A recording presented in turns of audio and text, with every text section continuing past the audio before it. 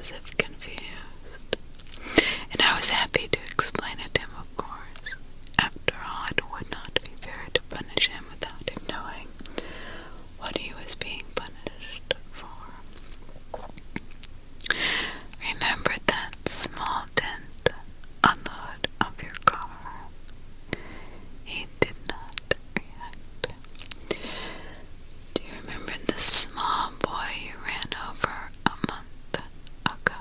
The child you left to die on the asphalt?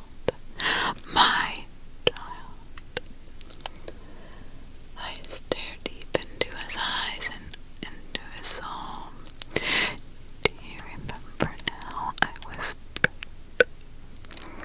He raised his eyebrows and he finally knew what I was talking about. Then he frantically tried to release himself from his bonds while yelling as much as he could. I felt my face being contorted into an expression of utter hatred, which I'm sure would have scared even myself if I could have seen it in a mirror. I stood up and walked over to the table where I had left the tools which I would work on the man. Simple tools, really, nothing too fancy, no chainsaws or anything like that. That would have been too fast and flamboyant. I wanted to enjoy every minute of it. Let's start then, shall we? I asked, casually, as if inviting him to a game of checkers. I took a file and walked towards him. His expression was confused. Perhaps he was expecting an axe or a knife. After all, who has ever threatened someone's life with a file? When I started using it, however, I'm sure he understood the horrors I had in store for him. I put on a pair of gardener's gloves and pressed the file down on his right arm. Then I started to move it back and forth. The skin slowly came off. A few seconds I could see the red flash underneath.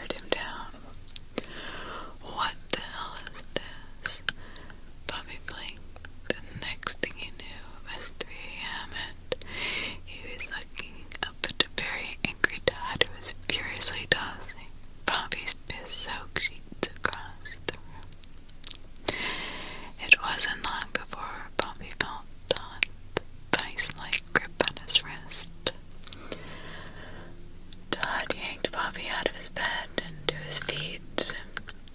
Any more force and Todd would have ripped Bobby's shoulder right out of his socket. Not only do you not wake the hell up when I tell you to, yelled Todd, but then you rub salt in the wound by pissing the bed like an infant. I'm so sorry, Bobby shouted. There was Bobby's voice drifted off. Don stared him right in the eye, waiting for an answer, or better yet, an excuse so he could start hitting Bobby.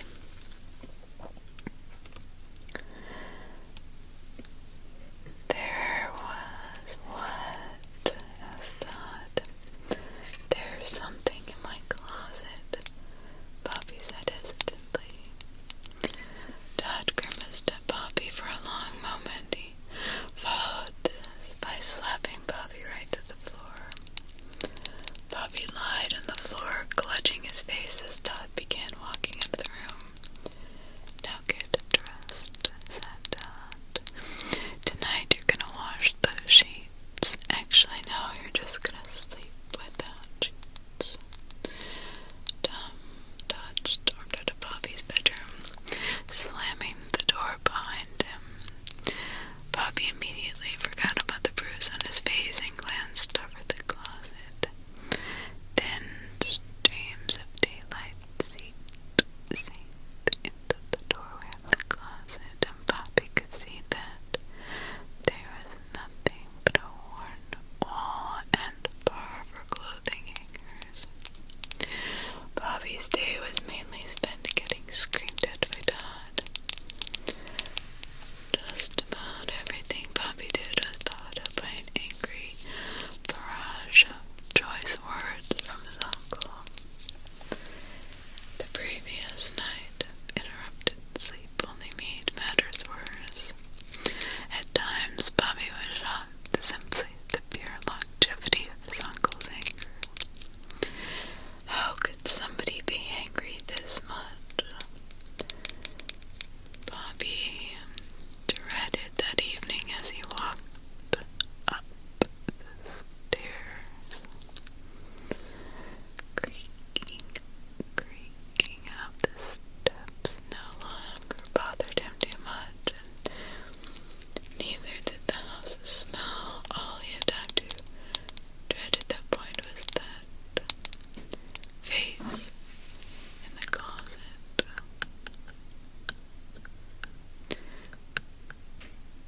He had tried to rationalize it with himself, hoping and praying that it had just been one of those half asleep, half awake hallucinations.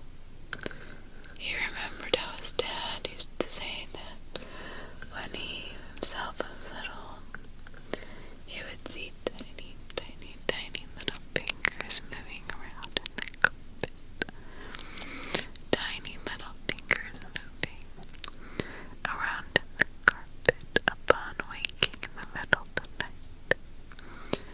Still, no matter how much Bobby tried to rationalize it, that face had just looked too real. Bobby made sure to drain his bladder before going to sleep. He shut the bathroom door because if you looked closely at the corner of the mirror, you could half see the closet. When he left the bathroom, Bobby Vaughn sprinted over to the bed, leaping into the air and diving onto the mattress. He decided to sleep with his light on tonight. He could have sworn there was no way in hell he'd fall asleep, especially since he'd shivered as he lay there freezing without a blanket, but deprivation set in, and soon Bobby was lights out. Upon waking that morning, Bobby was thankful that he had not woken up in the middle of the night. Granted, Uncle Don's ascending footfalls were not the most reassuring thing to wake up to in the morning, but anything is better than that ghastly face. As he listened to Todd coming up the stairs, Bobby felt a strong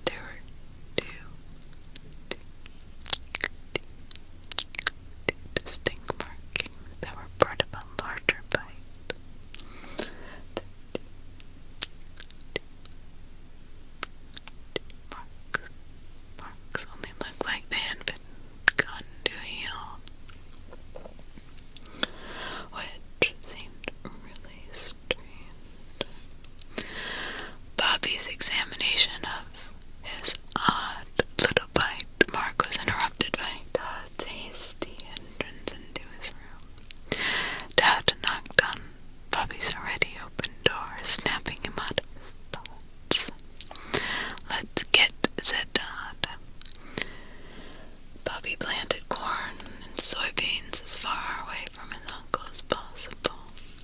He constantly checked over his shoulder, hoping that senile old man would keep his distance. Every few minutes after checking to make sure Dot was not watching him, Bobby would examine the bite mark on his arm. Oddly enough, it burned and itched even more in the sunlight. The bite was not from any sort of insect. Bobby knew this much. It looked like it had been left from a human mouth. A short time later, Bobby realized that his bite mark was not the only thing that was itching and burning. Now his entire arm felt like it had received the worst sunburn ever known, and yet there was no indication of a burn on it. The skin of his arm was tanned and unburned. Not a tinge of red. Bobby did his best to ignore the burning sensation. Anyone complained would have died. Kicking his ass up and down the field at 8 o'clock in the morning. Ignoring the pain was tough but doable. Every time Todd would walk off to take a piss or to grab another piece of equipment, Bobby had an opportunity to rest in the shade. Upon doing so, the burning sensation in his arm would cool off a bit. The burning sensation in his arm would cool off a bit as he sat in the shade. But as the sun rose higher and higher in the sky, so the shaded area became more and more sparse. Soon Bobby found himself taking refuge in the only shaded spot he could find, a little patch of shadow from the woodshed, which was in direct view of just about anywhere on the farm. Hey, Bobby nearly had a heart attack as he heard Todd's voice echo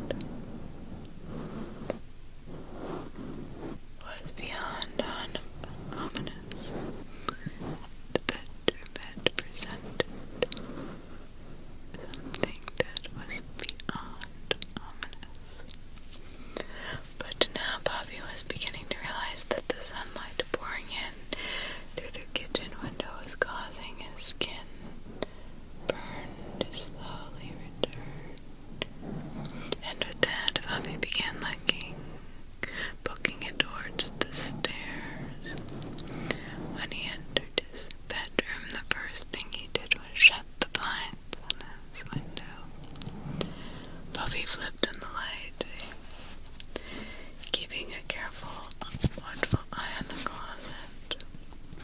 Like a gaping mouth that was ready to devour him, he plopped down his bed. At the foot was a pile of now clean sheets that thankfully no longer smelled of piss. The burning of his skin faded once again.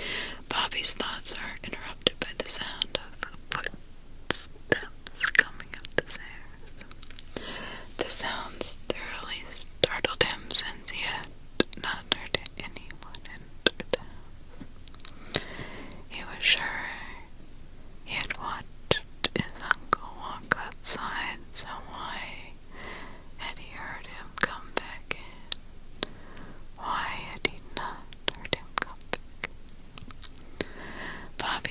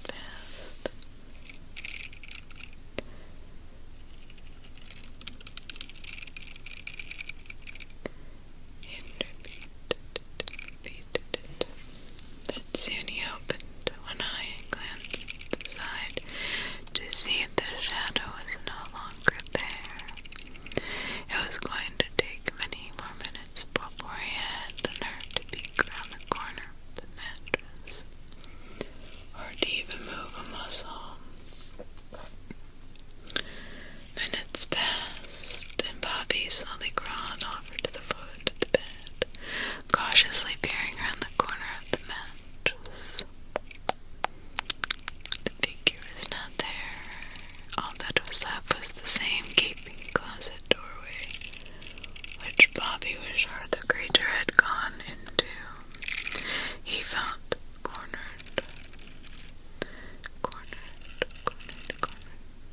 If he stayed inside, there was a chance he'd see that creature again. So Bobby did what any other child would have done. He crawled into the bed and in there. Bobby opened his eyes to darkness. He could feel a stream of drool drizzling from the corner of his mouth into a little puddle on the hard floor as he had been sleeping on it for God knows how long. It was a nightmare now, and Bobby was still hunkered down under his bed. During the night, the wooden panels beneath his mattress sandwiched him between the bed and the floor. He was unaware of the time, but his heart soon sank as he heard footsteps coming up the stairs. It was his uncle, or the creatures, he didn't really know, but he soon had his answer when he heard the distinct and disgusting sound of his uncle clearing his throat. Bobby quickly crawled from under his bed and plopped down on the mattress. Rolling over, pretending to be asleep, his bedroom door creaked a little as Todd pushed it open. "Hey, psst," Todd whispered. "Are you asleep?" Bobby did not answer, and in that moment he became terrified as he hoped to God that Todd wasn't up here for a reason other than simply checking on him. The next thing he heard was the sound of Todd slowly pacing into his room. Oh God, Bobby braced himself for the worst. He could hear Todd circling around the foot of his bed. The foot of his bed. But slight relief set in when Bobby heard the sound of Todd fiddling with the clock on the nightstand. Through squinted eyes, Bobby confirmed that this was Todd and what he was doing, just checking to make sure the alarm had been set. Bobby knew he had forgotten to set it, judging by the curses Todd muttered under his breath. Soon Bobby could hear Todd circling back around the other side of his bed. "All right, now just leave," Bobby silently prayed. "Just leave and go to sleep, go to sleep." The footsteps suddenly ceased, and Bobby silently panicked when he did not hear Todd walking down the stairs. He was sure of what was going on now. Todd was watching him sleep.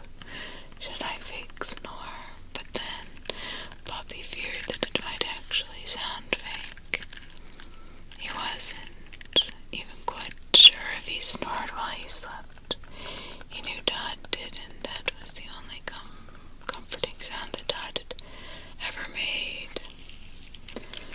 A sound that signaled he was asleep and therefore unable to slap Bobby around. Bobby thanked the heavens when the sound of Todd's footsteps started to back up, and then he further thanked the heavens when the footsteps were echoing off the stairs and causing that loud squeaking sound. Never had the creaking of stairs been so comforting to Bobby.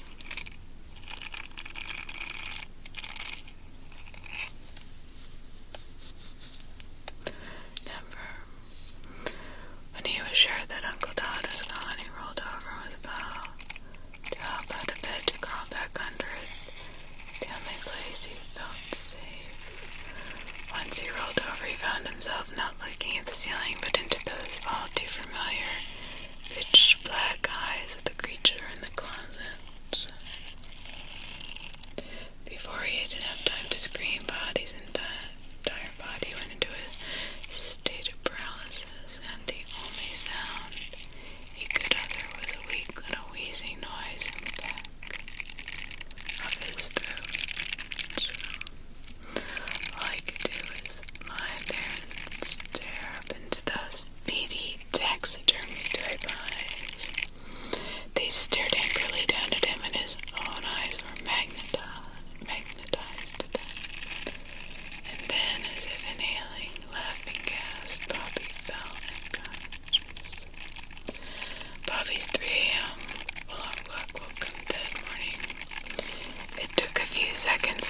soon had no trouble recalling what he had witnessed the previous evening.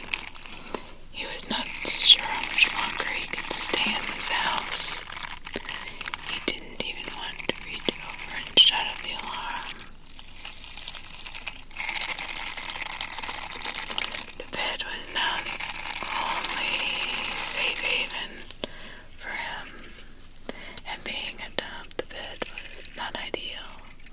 The second Bobby lifted his head, he felt a sharp pain coming from his neck, an excruciating soreness. With the tendons of his jugular, he brought his fingertips to the area but immediately winced upon touching it. He already knew what it was, and it would be hackneyed at this point for him to wonder what it would be. Bobby rushed to the bathroom. In the mirror, and on his neck there was a massive bite mark, which, like a hickey, except for several clear puncture marks that had been made by teeth, it looked mysteriously healed, just like the other one. But Bobby did not want to know what this one would feel like upon stepping out into the sun. He could only imagine all of the horrendous ways it would burn, crack, ooze, and fester. "Come on, boy, let's get it," shouted Todd from the bottom of the stairs. The sun would rise before 7 a.m., so Bobby had 3 hours, more or less, before he had to simply go inside. He already knew what would take place if he stayed in the sun. It was the same sort of bite as the one in his arms, and it would produce the same effect of the one on his arm. He was certain.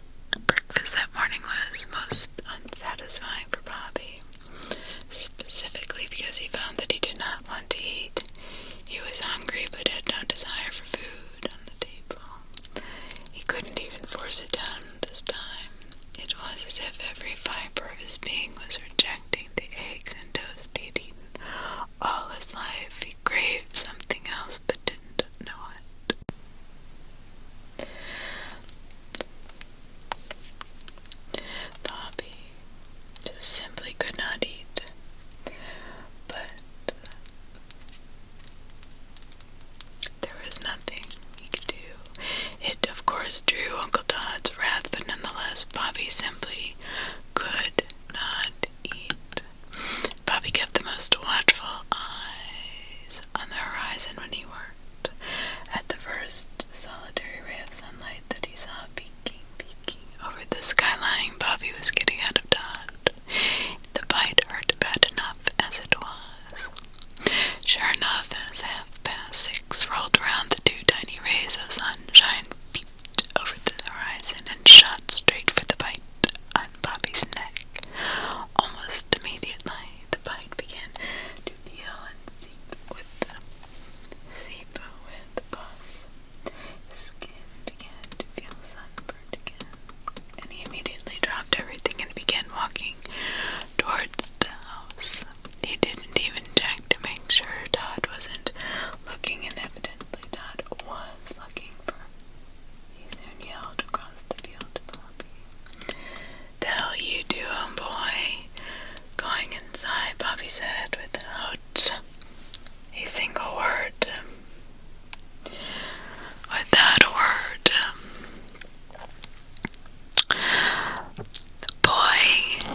Bobby heard the sound of Todd dropping the rake as he was holding "I'm kicking your ass." As Bobby began looking back at him and booking it for the house, he could hear a sickly graze chuckle emanating from Todd's mouth. "Oh man," Todd snickered.